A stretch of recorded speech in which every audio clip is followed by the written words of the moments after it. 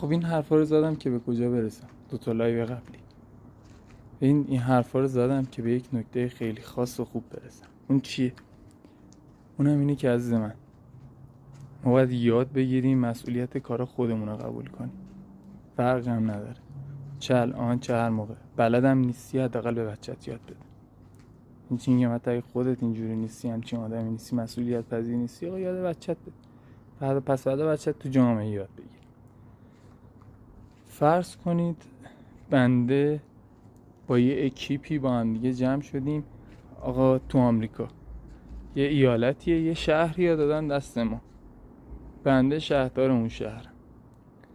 من وظیفم چیه؟ وظیفم اینه که آقا عبور و مرور، نمیدونم خرجایی که تو شهرمون میشه اینا رو چی آقا نگه دارم، حواسم باشه امنیت شهر آقا تا یه حدی به من بستگی داره. این داستانا حالا به هر نحوی آقا من وظیفه‌مو دارم انجام میدم، حالا چه خوب چه بد.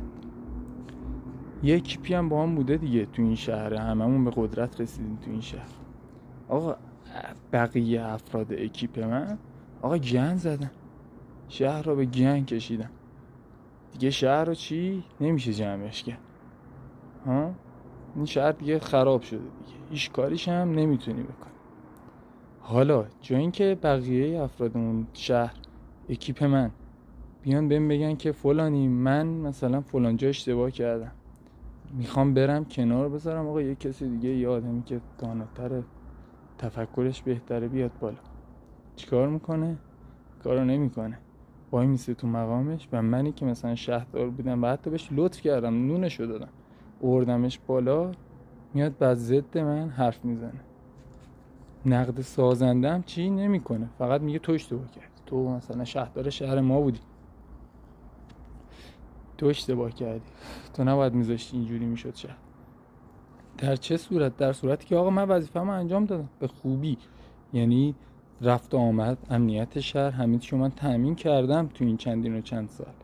ولی شماهایی که اکیپ من بودید، با من اومدید بالا، ریدید تو کار. این حکایت این روزای ماست الان. حقیقتا همه چی تقصیر یک نفر نیست، اینو داشته باشید از من. همیشه یک اکیپی هستن که گند میزنن به همه چی، هیچ وقت مقصر یک نفر نیست.